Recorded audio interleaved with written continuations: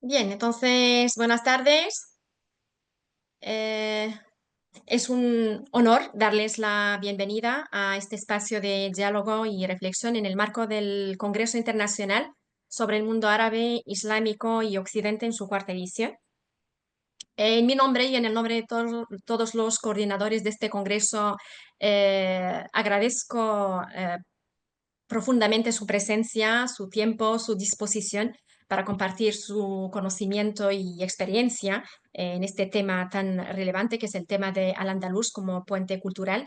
Vamos a intentar explorar un poco y reevaluar este legado en los discursos post-Gaza entre Occidente y el mundo árabe islámico. Soy Ashwaq Shalha, catedrática de la Universidad Mohammed V de Rabat, y tengo el honor de dirigir este debate, de recibir a tres destacadas académicas cuyos conocimientos y experiencias son esenciales para iluminar esta discusión y abrir nuevas perspectivas.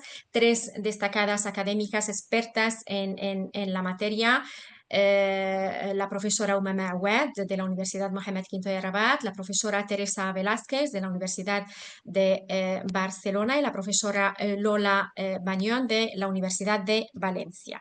Bien, el tema que nos convoca es de gran relevancia también y actualidad.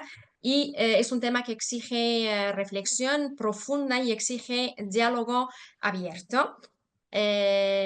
Al-Andalus como puente cultural, reevaluación de su legado en los discursos posguerra entre Occidente y el mundo árabe islámico. Entonces, el debate sobre Al-Andalus como puente cultural invita a reflexionar sobre su legado en los discursos contemporáneos entre Occidente y el mundo árabe e islámico, especialmente en este contexto y en la actualidad y en lo que estamos viviendo actualmente, sabiendo también que el Al-Andalus fue un crisol de culturas donde la convivencia de musulmanes, judíos y cristianos propició un intercambio enriquecedor en campos como la ciencia, la literatura, el arte, la filosofía, entre otros, y es un legado que no solo ha influido en la cultura española, sino también ha dejado huellas profundas en el norte de África y en el Mediterráneo. Entonces, esta reevaluación que ustedes nos van a ofrecer puede servir como un medio para fomentar el diálogo intercultural y superar los estereotipos y promover también una comprensión más matizada de las relaciones entre estas regiones. Entonces, antes de empezar el debate y antes de empezar a plantear algunas preguntas para cada una de ustedes, voy a presentar a cada participante. Profesora doctora Umama Awad Lahrej es catedrática en el Departamento de Español de la Facultad de Letras y Ciencias Humanas de la Universidad Mohammed V de Rabat, donde ha impartido cursos de literatura y de civilización española y latinoamericana, así como también ha dirigido numerosos trabajos de investigación, memorias, tesis doctorales sobre el mundo ibérico iberoamericano. Y en el 2006 fue fundadora y directora del Instituto de Estudios Hispano-Lusos de la Universidad Mohammed V de Rabat.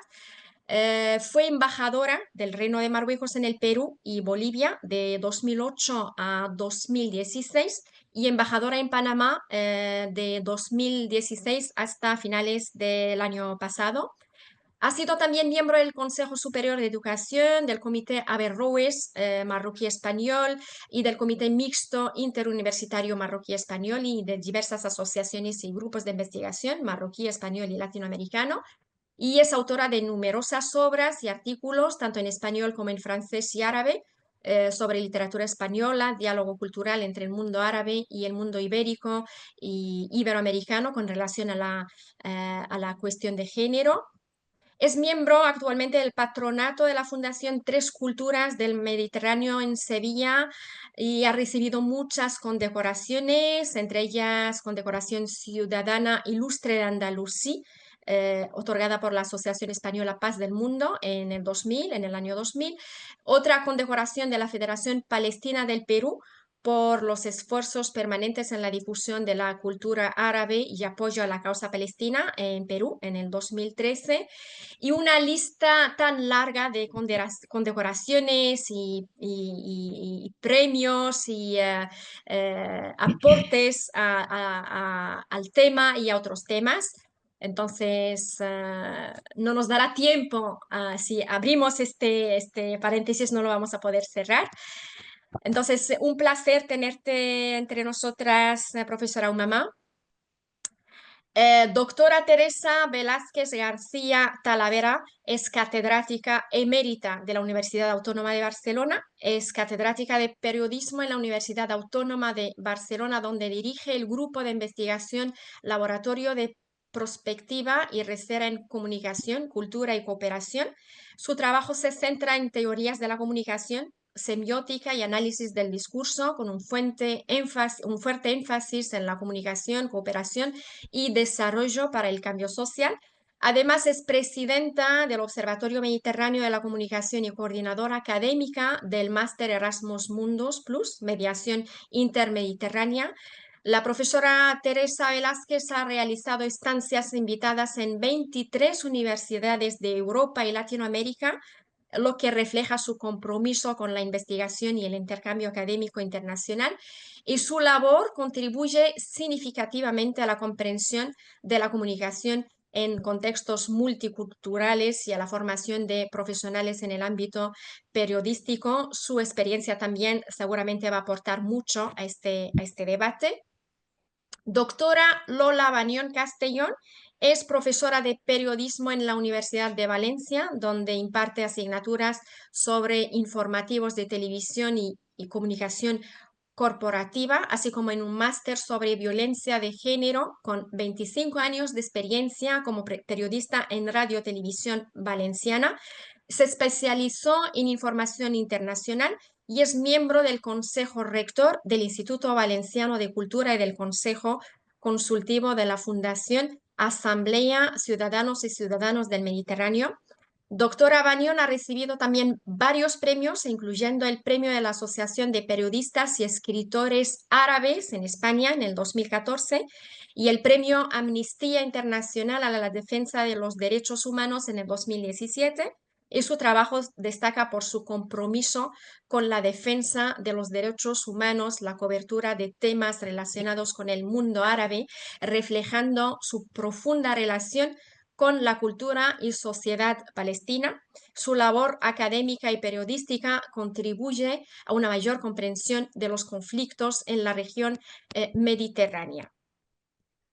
Bien, es un honor, verdaderamente es un honor recibir a tres destacadas figuras que nos van a acompañar a lo largo de este diálogo académico. Entonces, vamos a empezar, la primera pregunta va dirigida a la profesora Umama Awed en relación con el tema de Al-Andalus. Profesora, ¿cómo considera que la idealización del Andalus como un modelo de convivencia multicultural impacta las narrativas actuales sobre identidad y pertenencia en el mundo árabe islámico? Bueno, muchísimas gracias.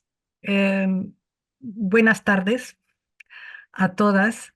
Un placer y un honor compartir esta mesa, aunque virtual, con tan destacadas académicas, con las que nos une justamente este deseo de entender mejor lo que está pasando bajo el prisma de una historia y de una memoria común que es el Andaluz.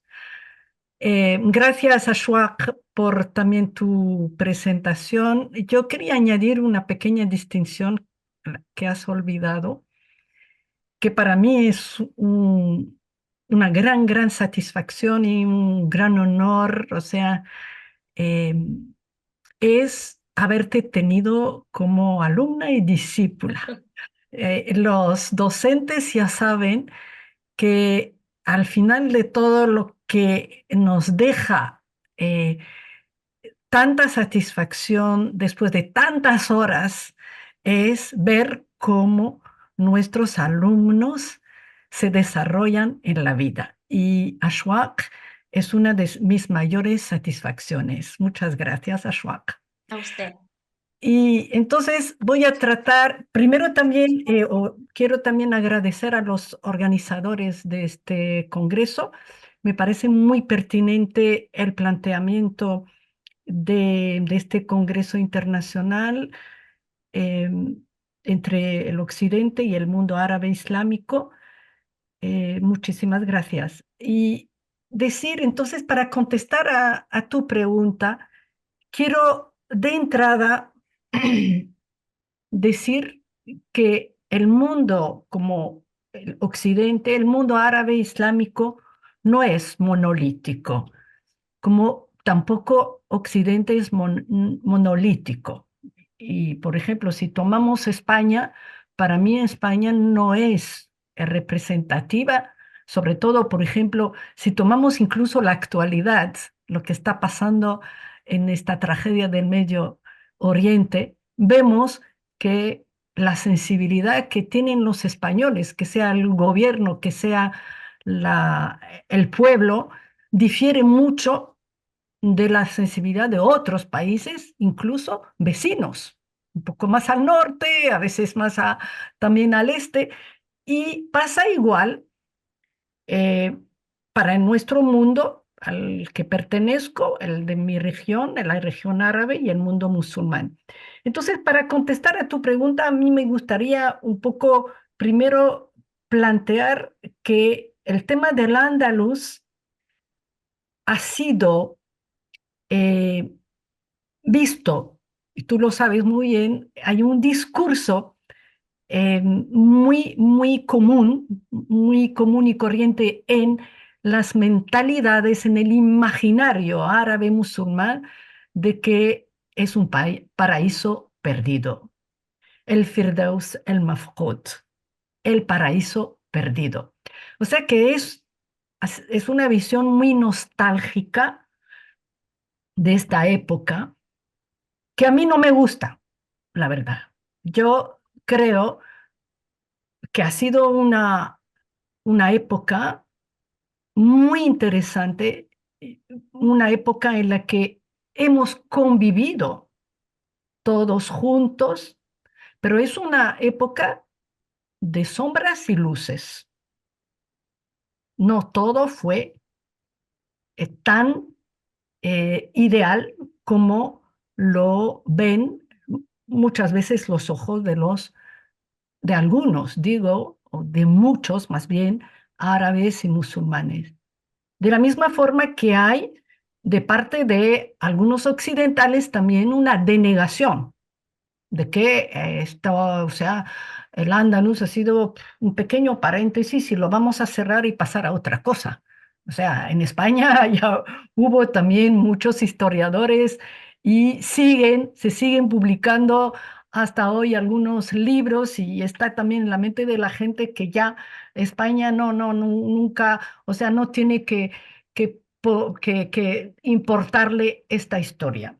Entonces, ni idealización, ni tampoco denegación. El Andaluz está ahí, es algo importante de nuestra historia, pero es algo también que ha dejado huellas muy profundas en lo que somos hoy en día nosotros. Somos herederos de esta historia. Y a mí lo que me interesa muchas veces es el Andaluz como clave para entender el presente y para también construir un futuro que sea un futuro mejor a la vez para nuestras sociedades, pero también entre estos mundos que son Occidente y el mundo árabe islámico. Entonces, yo puedo contestar como marroquí.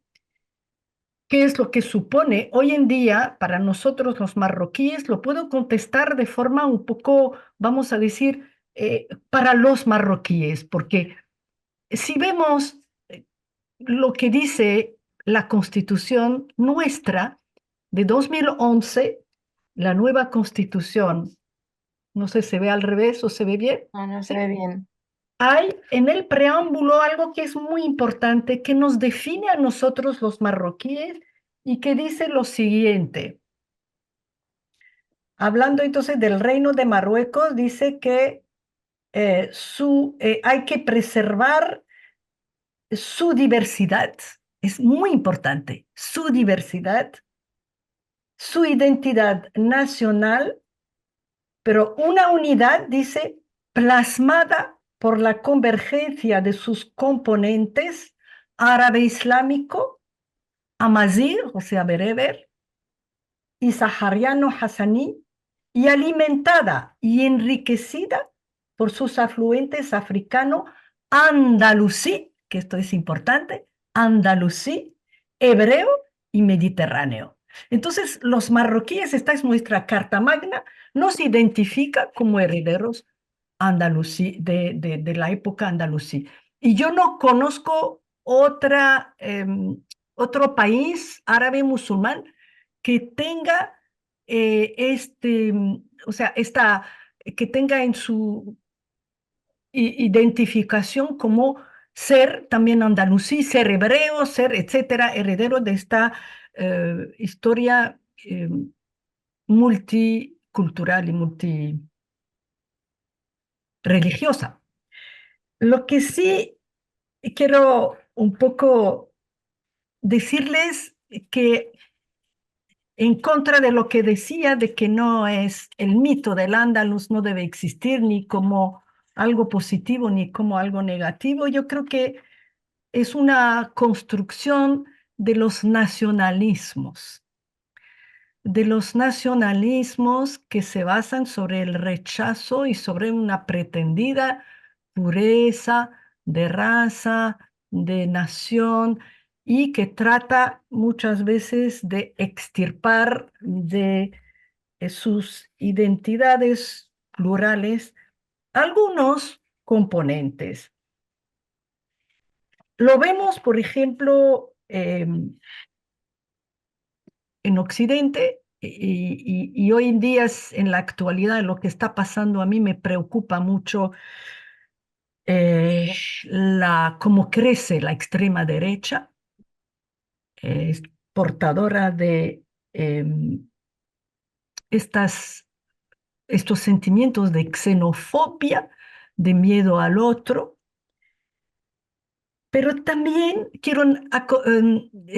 hay como un paralelismo de estos extremos que no deberían ser porque son los que nos alejan de lo que nosotros queremos realmente es unirnos y tratar de contrarrestar estos odios y contrarrestar estas barreras que muchas veces son psicológicas y que son instrumentalizadas como si fueran religiosas. Quiero contarles una pequeña anécdota. Bueno, me parece, como 20 años o más, tuvimos un congreso internacional en la ciudad de Damasco, maravillosa y me da mucha pena lo que está pasando en Damasco. Era un congreso en que nos reunimos académicos universitarios de España, del mundo árabe y de América Latina sobre el tema del Andaluz. En el anfiteatro de la Universidad Mayor de Damasco empezamos un poco a debatir del tema y de cómo la civilización árabe o sea, los árabes con los cristianos y con los judíos, etcétera. Y entonces en algún momento yo dije, no hay que olvidar el elemento bereber. Es muy importante. O sea, los árabes sí tenían el mando, etcétera, pero la población en su mayoría era bereber, el poder era, y la civilización era árabe. Pero no hay que olvidar el elemento de la población. Y no ha sido aceptada la idea por algunos universitarios sirios, porque lo que prevalecía en ellos era justamente este nacionalismo panárabe. Y uno de ellos me dijo, ¿pero qué es eso de lo bereber? Es una invención, no existe, así tal cual. Entonces, eh, creo yo que tenemos que deshacernos de estos prejuicios, y lo digo porque de un lado y de otro, y el Andaluz está ahí para que, que nos está enseñando la ruta, nos está enseñando la villa. Y para mí el Andaluz, más que historia, son valores, son principios de respeto al otro. Bueno, espero no haber Sí, ha sido tomado muy demasiado interesante. tiempo. Sí, han sido más de 2 minutos, pero Perdón.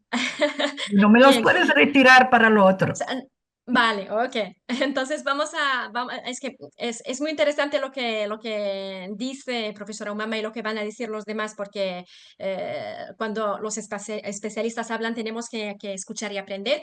Voy a pasar ahora a la profesora Teresa con una pregunta también que va en la misma línea. Profesora Teresa, en su opinión, ¿cuáles son los principales desafíos que enfrenta la interpretación contemporánea del andaluz en el contexto de las tensiones políticas actuales entre Occidente y Oriente? Normalmente, profesora Teresa, tiene 2 minutos, pero vamos a ser eh, generosas y también justas. Entonces, va a tener 3 minutos y pasamos a Bueno, escuchar también a la profesora Lola. muy bien, muchas gracias. Bueno, lo primero, agradecer que me hayan invitado a este coloquio con estas colegas y contigo mismo la presentación que me hiciste. Creo que es un coloquio fundamental y más en estos momentos, la temática. Y bueno, yo lo que creo, claro, siempre, yo creo que lo que hay es un problema de concepción, de ideología, de conocimiento del mundo, de cosmovisión. Y claro, mi campo fundamental es la comunicación, pero recuerdo los proyectos de investigación que hicimos sobre la construcción social del espacio intermediterráneo en los medios de comunicación, la información en prensa y televisión, un poco largo el título, pero estos proyectos nos permitieron analizar medios del norte y del sur del Mediterráneo, nos permitieron analizar diarios de tendencia, podemos decir, de progreso y conservadores, y los primeros canales de las televisiones de todos estos países. Fueron 8 canales, 4 del sur y 4 del norte del Mediterráneo. Bueno, por curiosidad pusimos la BBC, porque claro, por aquello del extremo oriente, Oriente Próximo, ¿verdad? Egipto, Jordania, Líbano, Siria. Y eso fue muy interesante, porque en relación a la pregunta que me haces, si tú lo que transmites es los temas que destacas son política y legislación, paz y seguridad, economía y finanzas, que son importantes, poquito de medio ambiente, porque es hace un tiempo, pero bueno, migraciones, derechos humanos, ya eso vienen un poquito más abajo, y por supuestísimo género, cultura, juventud, eso ya es como de relleno, ¿verdad? Entonces, si tú lo que transmites como medios de comunicación es esta imagen del norte y del sur, ¿eh? No solo fueron los diarios y los medios del norte los que planteaban estos temas, sino también en el norte y del sur. Pues, y si los actores que intervienen en los titulares de esas informaciones son institucionales fundamentalmente, y el individuo casi no aparece, no digamos en género, cuando tratábamos los temas de género, pues claro, eso contribuye a construir imaginarios que o nos llevan al diálogo, a la comprensión y a interpretar las culturas de un lado, de una cultura y otra, o no nos interesamos. Pero fíjense, aquí, por ejemplo, en nuestro país, no sé qué opinará Lola, ¿no? Las dificultades que hay para comprender las diferentes nacionalidades, lenguas y culturas de nuestra pequeña España, ¿verdad?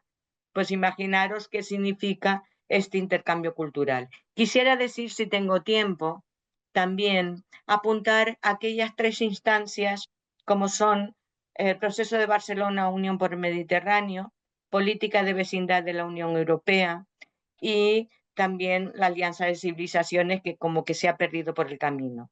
Y quiero nombrar estas instancias porque para poder decir o entender qué es lo que ocurre y cuál es el grado de comprensión y de aceptación de la otra cultura, bueno, aún están con los objetivos.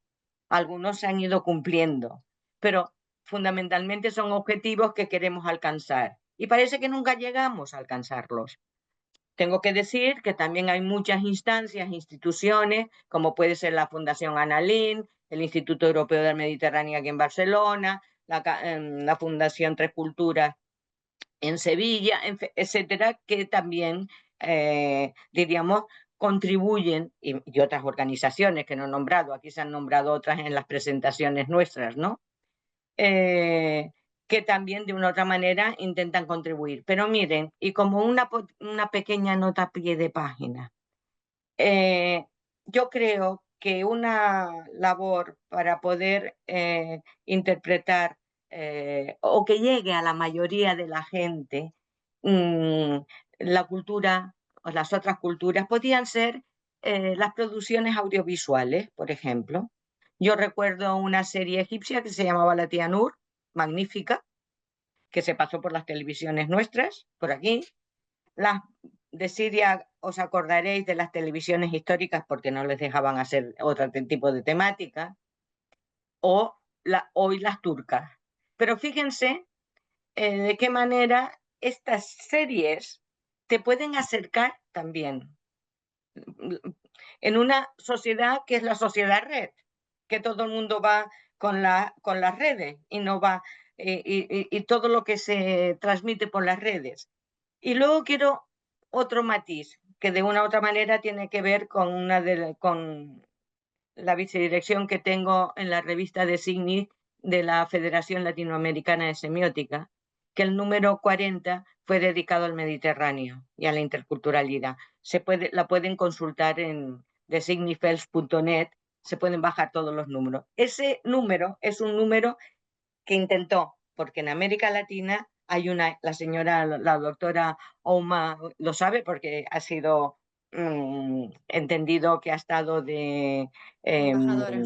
embajadora en América Latina y bueno, la presencia allí, la lengua, claro, compartida con el español, pero el español también tiene una herencia enorme del árabe, ¿no? De la lengua, una riqueza enorme en el arte, porque allí se llevó mucho arte mureja. Recuerdo que Lola me decía, no, porque Colón en el barco metió a los moriscos, que eran todos los artesanos, y dejaron también esa huella allí. Entonces, y eso sigue estando. Lo que pasa que es muy importante contar la historia y contarla bien. Y hay mucho por hacer, ¿eh? Respecto a la comprensión. No sé si me he ido del tema y de la pregunta, pero era No, algo estás que bien. quería poner aquí sobre la mesa y de una otra manera debatir con ustedes, porque en esta sociedad no estamos hablando, cuando yo hablo de las producciones audiovisuales me estoy refiriendo a aquello que consume la inmensa mayoría de la gente. Y no nosotros que somos la academia, los intelectuales, que tenemos nuestra función y nuestra labor, sino aquello que se tiene que dar para que se dé a conocer. Nosotros en la producción, no sé qué pensará Lola, la producción audiovisual española, salvo documentales, que hemos contado de los años de la riqueza, de los 8 siglos de presencia de la cultura árabe en nuestro país. Menos mal que hicieron aquella serie Isabel la Católica, pero no. Así como el audiovisual británico, como una melcorcha largan al Enrique VIII y compañía, en España no estamos, no hay este tipo de preocupación, de curiosidad. En documentales sí, pero en lo que es aquello que la gente consume habitualmente. Y es una manera también, igual que la literatura sirve para reconocer y dar riqueza cultural y demás, pues el audiovisual también. para no quedarnos solos en las discusiones en las redes sociales, que son un disparate todas ellas, con perdón. Bueno, no sé si te he respondido a la pregunta, Totalmente, sí. pero estoy Sí, abierta a que si queréis después hablamos más. Pero de nuevo agradecer, diríamos, lo importante de esta jornada, de este congreso y la temática, ¿no? Y en el momento en el que estamos. sí, Bueno, justamente. Y bueno, usted ha contestado bien a la pregunta y me ha hecho pensar en otra pregunta que la voy a plantear ahora a la profesora Lola Bañón desde su perspectiva en tanto que experta en el análisis de los medios de comunicación y lo que acaba de decir la profesora Teresa. Lola, ¿cómo del andaluz ayudar a superar los estereotipos y los prejuicios que existen entre las culturas occidental y árabe islámica en la actualidad? Bueno, en primer lugar, muchísimas gracias a los organizadores del Congreso y muchas gracias también a las tres compañeras con las que comparto mesa. Es un placer y un honor, ¿no? Bueno, Sí, Lola, te interrumpo, pero también sí, formas parte del comité de organización y el comité científico de este congreso. Y vas también a organizar una mesa de debate en el marco del mismo congreso, ¿no? sí, Entonces, te este agradecemos a foro, ti también. nada, muchas gracias. Este foro además es una ocasión para que nos encontremos compañeros y compañeras que no estamos físicamente juntos, estamos en diversas universidades, pero confluimos en el deseo de entender mejor cómo fue el mundo para entender cómo es nuestro mundo. Entonces, enlazando con tu pregunta, en general, sabéis que yo tengo una procedencia mixta. Yo soy una persona que me he incorporado a la vida académica de forma relativamente reciente. Tengo un pasado como periodista de más de 20 años y esto sí que ha pesado muchísimo en mi percepción del mundo. Y eso me ha hecho también ver que en los medios de comunicación hay elementos que marcan el periodismo de calidad. Uno de esos elementos es dotar de contexto a las informaciones. Entonces, aquí tenemos varios problemas a los que nos enfrentamos. En primer lugar, la estructura actual de los medios de comunicación, la prisa, las redes sociales, es un territorio abonado a la desinformación, a la falta de conocimiento y, desde luego, en general, el periodismo de casi todos los países del mundo falla en dotar de contexto a las informaciones. Si no dotamos de contexto a las informaciones, no estamos haciendo un retrato del mundo. Para muchos periodistas que cubren el mundo árabe, europeos me refiero, Al-Ándalus es solo una referencia que les apareció en los libros de cuando estudiaban secundaria o estudiaban primaria. No han profundizado. Entonces, les faltan no solamente claves, sino también un deseo de entender que ahí hay muchos aspectos que dan entendimiento sobre por qué los españoles somos vistos de una manera diferente en el mundo árabe. Esto yo, por ejemplo, como periodista lo percibí muy claramente cuando España se involucró en la guerra de Irak. Yo recuerdo que estaba paseando por Siria y me paraban y me decían, pero ¿por qué nos habéis hecho esto? Entonces yo le decía, una cosa es el gobierno, otra cosa es la población, que desde luego se echó a las calles en contra de una guerra en la que nunca debimos estar involucrados, ¿no? Entonces, la falta de contexto es una cuestión fundamental. Después, el periodismo europeo en general no ha tenido interés en la lengua árabe. Para aproximarnos de una manera constante, no es preciso hablar árabe perfectamente, es una lengua muy complicada para nosotros los occidentales, pero al menos hay que demostrar un cierto deseo, un cierto acercamiento, un cierto interés. Y si no en la lengua, en leer a los autores árabes. Entonces, ahí existe una suerte de actitud colonial respecto al conocimiento que nos hace no entender. Y yo quisiera, bueno, ni que decir tiene que en esta mesa Teresa Velázquez es una de mis maestras, además de una amiga, pero me ha llamado mucho la atención nuestra compañera en la mesa cuando ha hecho referencia a lo de Siria. Para mí, el retrato que se está haciendo, por ejemplo, de lo que está pasando en Siria es una muestra más del desconocimiento del contexto en general y de la historia en particular, porque también me preocupa lo que está pasando en Siria. siendo como soy una persona absolutamente distante del régimen que había, etcétera, pero me preocupa muchísimo. Y en cambio estamos viendo un retrato desaforado, optimista. Yo, sinceramente, creo que el periodismo debe seguir manteniendo distancia. Y esto en parte es porque no se conoce la historia, ni la de la Siria reciente, ni tampoco nuestra historia lejana. Y Al-Ándalus, efectivamente, es un mito, y como un mito resalta lo positivo y esconde lo negativo. En Al-Ándalus, por ejemplo, hubo esclavitud, que es algo de lo que muy poco se habla, muy poco, pero que está constatado y está...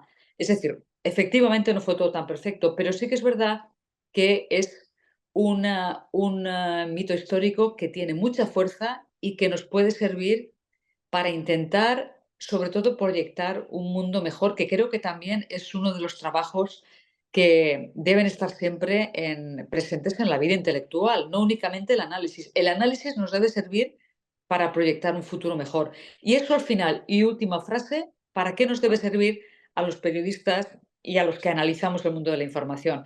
Para entender que se nos vende como conflicto religioso lo que realmente son conflictos de poder. Y esto es muy importante a la hora de intentar entender la historia y analizar los discursos mediáticos presentes. Bien, gracias, Lola. Y seguimos hablando, pero ahora vamos a pasar a, porque sí, es normal que los medios de comunicación tienen un papel muy importante para reevaluar todo este legado, pero profesora Umama, ¿usted qué piensa o cómo se refleja la influencia de Al-Ándalus en las políticas culturales actuales en los países árabes y en la diáspora? Bueno, yo, si me permites, Ashwak, quiero también volver a un tema que tú sabes que para mí es muy importante cuando hablamos del Andaluz, es su universalidad. Y Ujú. esto es muy importante también para ponerlo, como se ha dicho, como un motor hoy en día, que tiene mucha fuerza para poder restablecer un poco el entendimiento entre los pueblos y entre el norte, entre el sur, entre Oriente y entre Occidente. Y la proyección latinoamericana nos demuestra la importancia y la actualidad del Andaluz. Pero yo entiendo que el contexto ahora es el Mediterráneo, ¿no? Ujú. Entonces, yo creo que a mí lo que a mí lo que me parece hoy en día es que yo no soy entonces periodista, soy más de letras, y yo lo que veo es que el tema del andaluz eh, en nuestro mundo árabe es más un tema de ficción, otra vez de este mito del paraíso perdido, pero no veo, y lo lamento, no veo mucho debate sobre la presencia del Andaluz. Sí hay una voluntad, una fascinación por este legado, por la arquitectura, por la gastronomía. Entonces, sí, sí hay una exploración desde la perspectiva del sur y del mundo árabe, pero no veo cómo lo que estamos haciendo hoy en día, hoy en este congreso, no lo veo de parte de muchos intelectuales árabes, de que esta es una herramienta. No, no hay que solamente ver esta historia y este patrimonio compartido desde vamos a decir, una visión estética, sino también ética. No sé si la palabra no es un poco fuerte, pero lo que decía, como valores, yo no lo veo mucho. Puedo contar una pequeña anécdota. Yo decía antes que como marroquí, entonces yo me siento andalusí, pero en la mente de la gente no siempre es así. Hace poco, aquí en Rabat teníamos un debate de una escritora que ha escrito, entonces no me acuerdo ni siquiera el tema exacto, pero empezó a hablarse también de los moriscos. Y en la sala después, en la cara, una persona vino a verme, hola, ¿qué tal? ¿Qué tal? ¿De qué? ¿Cómo tú te llamas? Ay, tú eres también de identidad morisca. Identidad morisca. ¿Qué es eso? ¿Qué significa? O sea, tú también eres de ascendencia morisca, o sea, tu familia es... Yo le dije, que sepa, ¿no? Pero yo soy andalusí, porque el andaluz no es esto, el andaluz es más allá de esto, Una parte justamente. pequeña, sí. Exacto. O sea, yo creo que falta. Entonces, Mm, Ashwak, tú tienes ahora que eh, propiciar mucho más debates también con, yo soy la única voz aquí contigo, por supuesto, pero yo creo que es necesario que, yo a veces no, la gente no me entiende muy bien de que mi percepción de las cosas es ir más allá, es no quedarnos en una visión paseísta, tampoco de que los árabes y los musulmanes hemos creado una civilización. No, no, no, no. Es una civilización creada en común. Y sí hemos podido avanzar en temas religiosos, con Averroes, en temas de ciencia, en todos los temas de arquitectura, es porque hemos trabajado así en común con mm, los judíos y los cristianos. Entonces, mm. esto es lo que a mí me gusta hacer recordar para que no haya esta visión un poco, como decir, unilateral desde una perspectiva únicamente árabe islámica. No sé si he Mm. contestado un poco a tu pregunta. Sí, sí, totalmente. Lo que acaba de decir, profesora Umama, me hace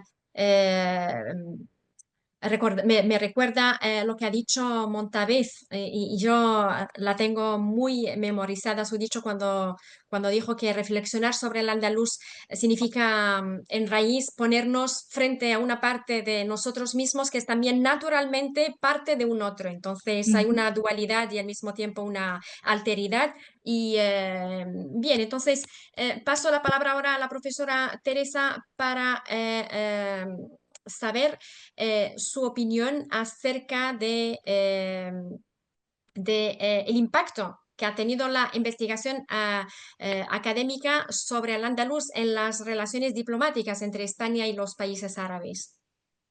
Bueno, de esto te podré decir poco, porque bueno, en la Fundación Annalín creo que está haciendo un trabajo interesante en esto con las universidades. También hay, eh, ¿cómo se llama? Redes de universidades, por ejemplo, del Mediterráneo.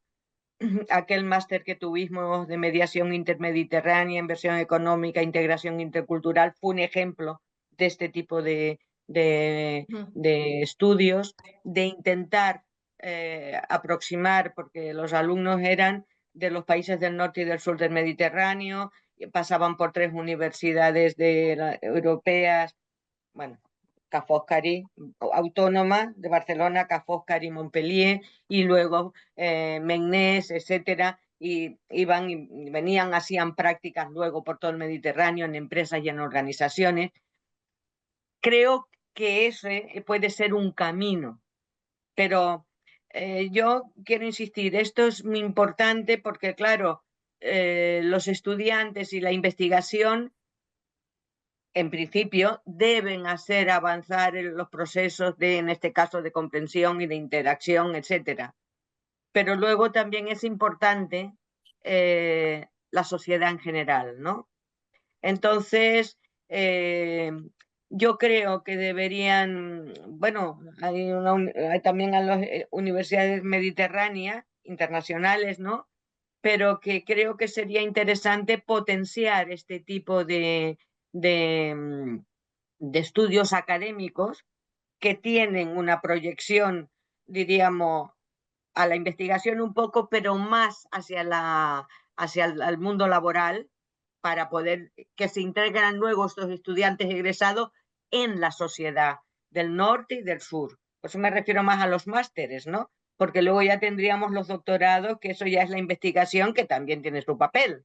Sí, pero pero Teresa, perdona, pero en tanto que experta en el diálogo de civilizaciones, ¿qué opina? O sea, que para fomentar el diálogo respetuoso, para fomentar un diálogo más inclusivo entre las diferentes culturas, tomando referencia o como referencia la historia del andaluz.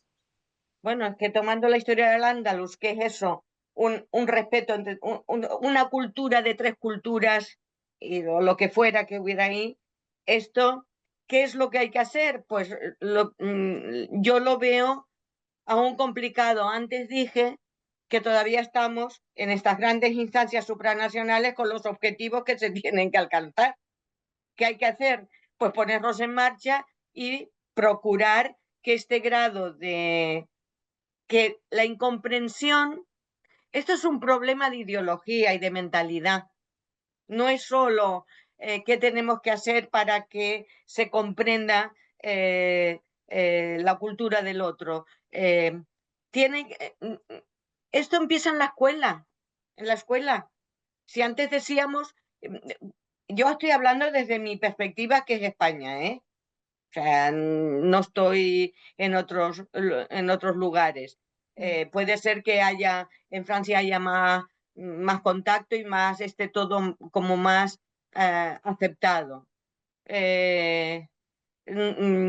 Yo creo que también dije antes que en este caso nosotros tenemos un problema. Si hay un problema para comprender las distintas nacionalidades y aceptar al otro dentro de la propia España, que creo que no estoy diciendo nada nuevo, no sé qué opinará Lola, esta incomprensión que hay, que no soportan oír hablar la otra lengua del otro, en esta misma España, pues cómo va a haber una comprensión hacia otras culturas.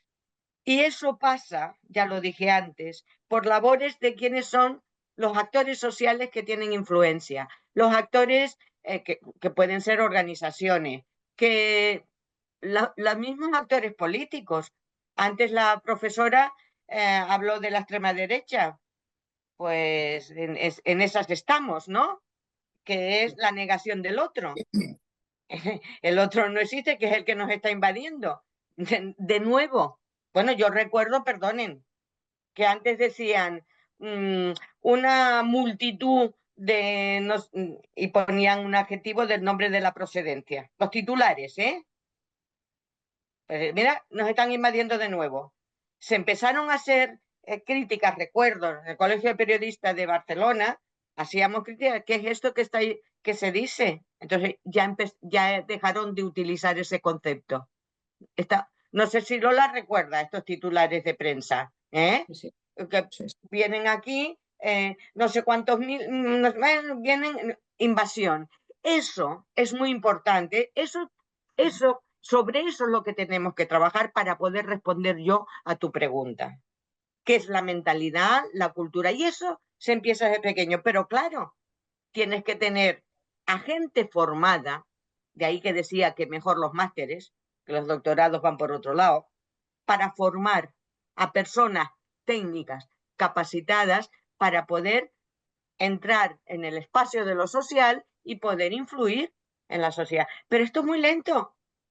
Tenemos para que... Yo decía esto, perdonen, que es una cuestión personal, como ponía anécdotas la profesora. Yo hace años, no ahora, no del 2012 para acá, sino antes. Yo llevo viviendo en Cataluña muchos años. Y yo decía, cuando atravieso el Ebro me hago catalanista. O sea, cuando paso el Ebro para el resto de España me hago catalanista.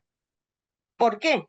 Porque yo notaba que en el resto de España había un rechazo absoluto a los catalanes y al catalán. Yo, que soy, ya saben ustedes, de aquí enfrente, de Canarias, me fui a estudiar a Barcelona y me quedé allí. Pero yo hace años que decía, no, si yo cuando atravieso el Ebro me hago catalanista. Si estoy diciendo esto, imaginaros todo lo complejo que es lo demás, la aceptación del otro. No sé si me he ido de lo que quería, lo que me has preguntado, si te he podido contestar. Esto es un trabajo minucioso, paulatino, etc. Y sí, reivindicar, ¿por qué no? El Al-Ándalus y la cultura esa que fueron 8 siglos de hibridaciones, o a lo mejor, al menos cultural, o de cooperación cultural, de riqueza. Pues eso sería lo que yo intentaría recuperar. Pero fijaros todo lo que hay que hacer. Es una cuestión de mentalidad, de trabajar las mentalidades. Es una cuestión de ideología y de pensamiento y de cultura. Por eso decía, a lo mejor es una frivolidad, que las producciones audiovisuales igual ayudarían para comprender el espacio del otro, la vida del otro, si los otros se unen con otros u otras.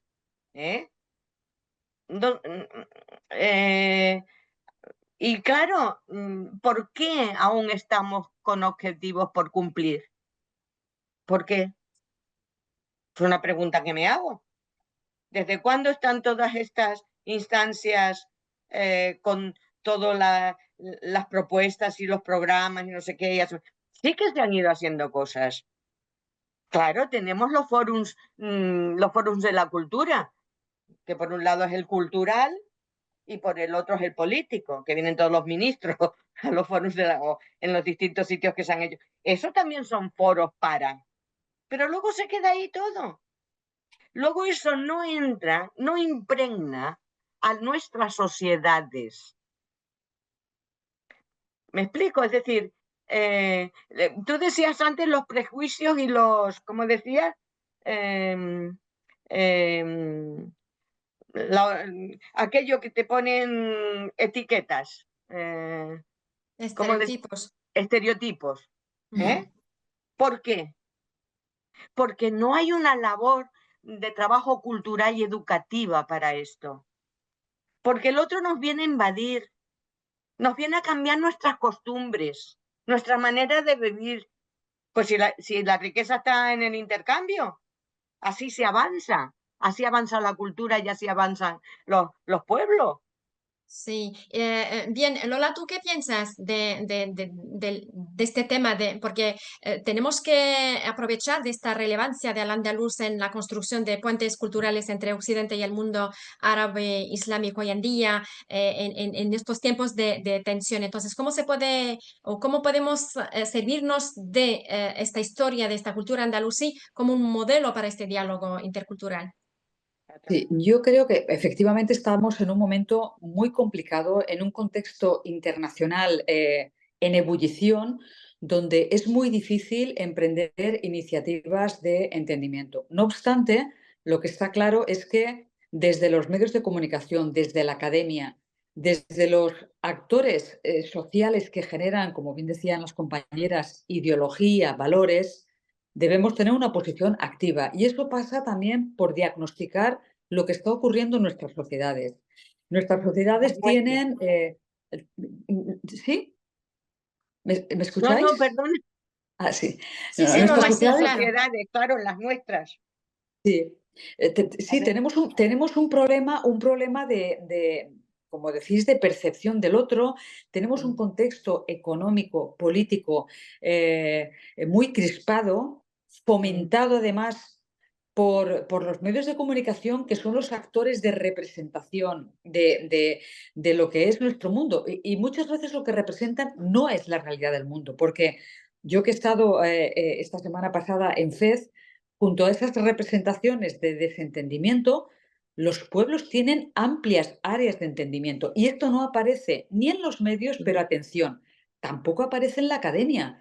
En Europa se estudian los autores europeos y residualmente un par de autores africanos o árabes.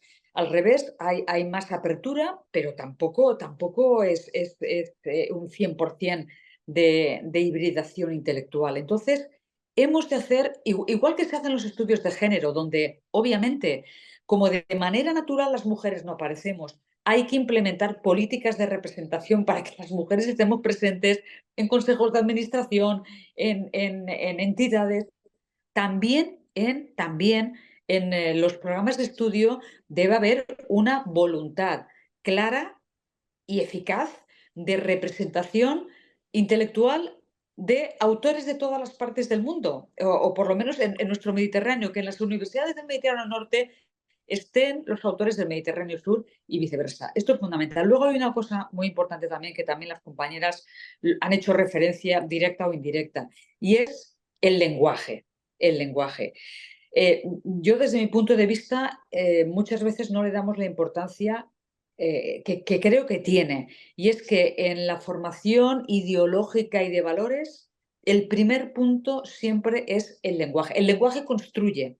Según cómo utilizamos el lenguaje, vamos, no de hoy para mañana, pero vamos elaborando la percepción, la representación, y también vamos forjando por ejemplo, el ejemplo más claro para mí es, aunque persisten las diferencias de género en las sociedades occidentales de una forma evidente, de manera muy clara, hemos avanzado, es verdad, pero siguen persistiendo. Lo cierto es que la representación de la igualdad del hombre y la mujer, eso hace 50 años era una utopía. Es que ni se debatía, porque estaba clarísimo que la mujer estaba por debajo del hombre, y así debía ser, y debía ser aceptado. Los pequeños pasos que se han ido haciendo para consolidar esa representación de igualdad como ideal han sido en parte gracias a la utilización del lenguaje, un lenguaje que nos ha ido acercando. Esto no ha sido lo único, pero desde luego ha sido lo más fácil de hacer, lo más accesible. Y para ello ha habido que formar a gente, nos hemos tenido que formar también los académicos, los periodistas, en diversos grados, claro, pero el lenguaje construye. Cuando tú te refieres al otro con un tono despectivo, efectivamente se construye una imagen de inferioridad, y eso no nos acerca. Yo creo que ahora estamos en un momento muy delicado, en un contexto internacional muy peligroso, pero hay posibilidades de tomar ese al-Ándalus no como un modelo, porque vuelvo a insistir, es que como abramos las puertas de la historia del Andaluz, es que nos encontramos con la esclavitud, ¿vale? Pero el ideal como posibilidad de que personas diversas podamos estar construyendo un mundo mejor debe permanecer en como digamos, en nuestra motivación energética, ¿no? Porque no hay otra posibilidad. Por ejemplo, en el Mediterráneo tenemos, y Teresa ha hecho referencia a la Unión del Mediterráneo, que, que tiene su sede en Barcelona, el proceso de Barcelona. Todo esto han sido intentos muy potentes, que desafortunadamente persisten con poca energía por el contexto, pues porque hemos tenido en el Mediterráneo en los últimos 15 años varias guerras, y seguimos teniendo guerras en estos momentos ahora, y tenemos toda una disputa energética, que habrá que decir algún día que no es religiosa, sino que es producto de la cuestión energética. Entonces, ¿qué podemos hacer? Pues primero, visibilizar a las personas de las dos orillas, hacer un esfuerzo consciente desde el mundo académico y desde el mundo periodístico. Por ejemplo, cuando hablamos de los conflictos, no aparecen las personas del sur normalmente. Aparecen solamente, yo por ejemplo, para hablar estos días del conflicto sirio, he visto a académicos hablar en los medios de comunicación, pero académicos que, como nos conocemos todos personalmente, algunos de ellos no han estado nunca en Siria. Son gente que no dispone de un conocimiento real de la situación, sino de un conocimiento únicamente literario. No es suficiente para valorar el contexto. Esto a mí, como periodista y académica, me sorprende, ¿no? Pero bueno, es la realidad. Entonces nos queda... Sí, bien, sí, Paula, Lola, perdón, Lola, es que estamos llegando ya al fin de este debate, pero antes de terminar, yo tengo muchas preguntas y preparaba muchas preguntas para cada uno de ustedes, pero el tiempo no nos lo permite. Pero antes de terminar, yo quiero, me baso sobre lo que acabas de decir, hablando del género y las mujeres, y quiero una respuesta en un minuto de cada una de ustedes sobre qué opináis, qué opinan ustedes del papel de la mujer para construir o para ofrecer nuevas perspectivas, para construir nuevos puentes, tomando al andaluz como un modelo. ¿Cualquiera de nosotras podemos hablar o habla primero la profesora Umama? Lo que queráis. Vamos a escuchar. Umama. Venga, profesora Umama. Bueno, Ahora ha cerrado el micro. sí, yo creo mucho en la voz de las mujeres.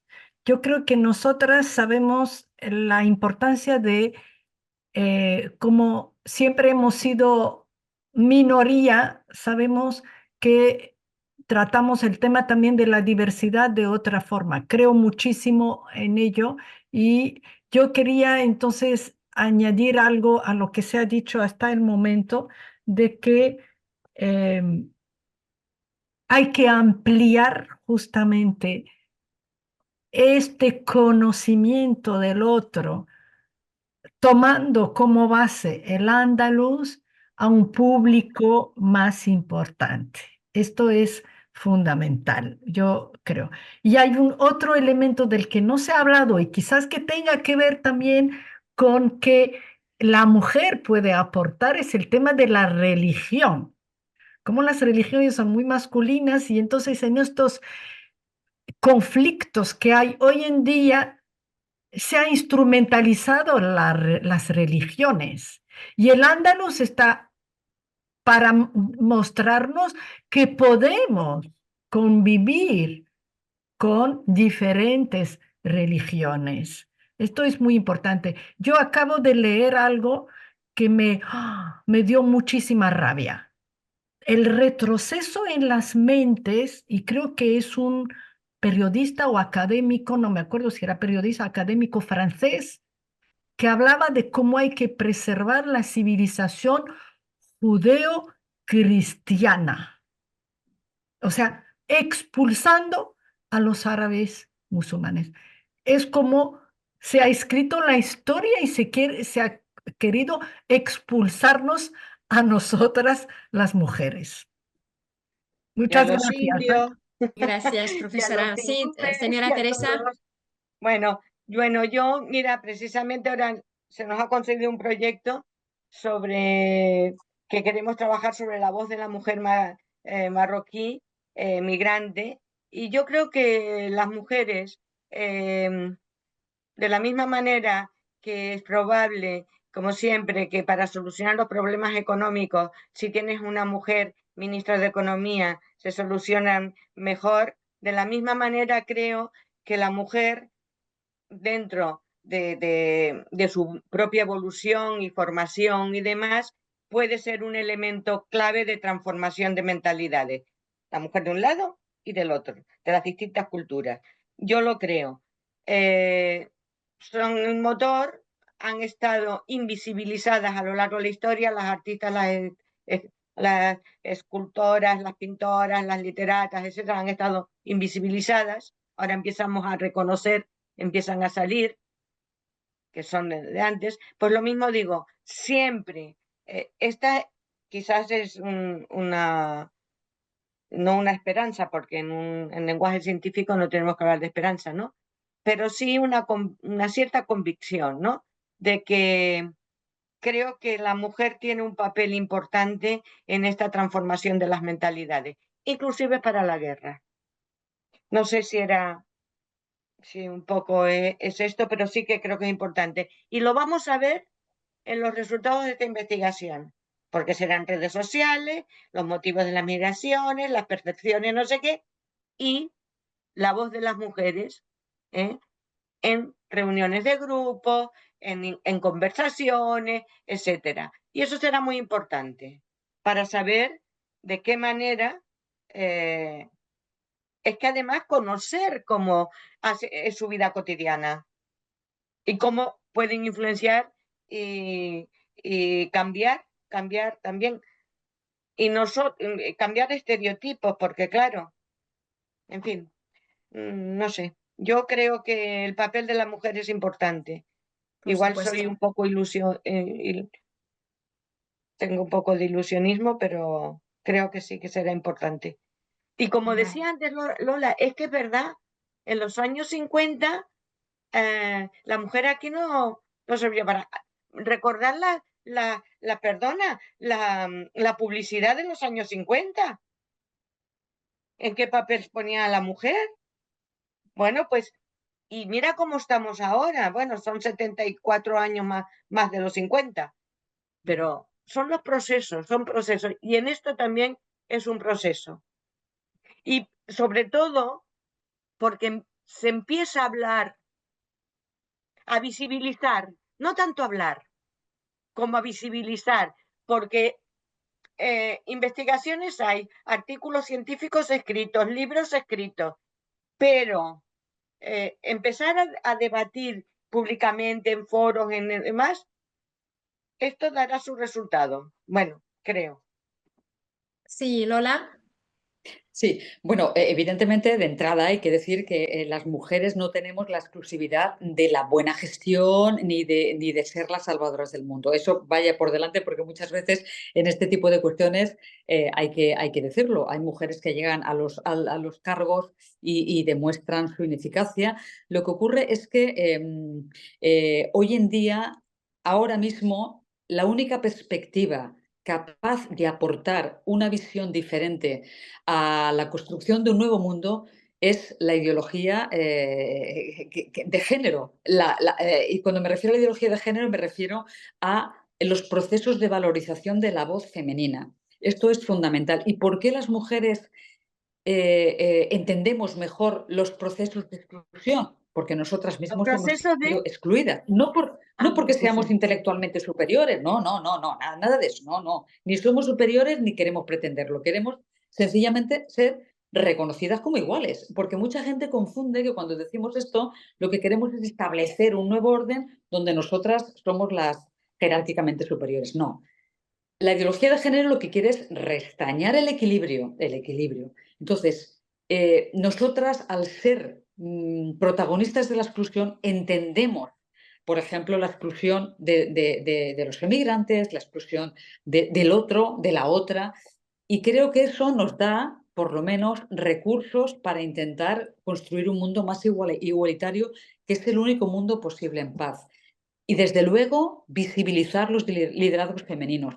Porque mucha gente dice, pero si hay muchas mujeres en política ya, sí, pero la cuestión es qué perfil de mujeres llega a la alta política. Esto yo creo que es otro gran debate muy interesante y que debe, digamos, poner sobre la mesa de la necesidad de que lleguen otros tipos de liderazgo al mundo, tanto femeninos como masculinos. Y eso solo pasa por visibilizar a las personas que tienen otros valores. Digo personas, no hombres ni mujeres, pero con una mentalidad igualitaria también conseguiremos que los liderazgos sean de otro tipo y no basados en la violencia y en la agresión como los que estamos viendo ahora.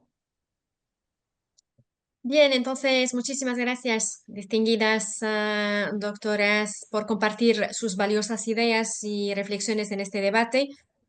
Su conocimiento y perspectiva seguramente han enriquecido enormemente nuestra comprensión del tema. Muchas gracias a todas y hasta la próxima.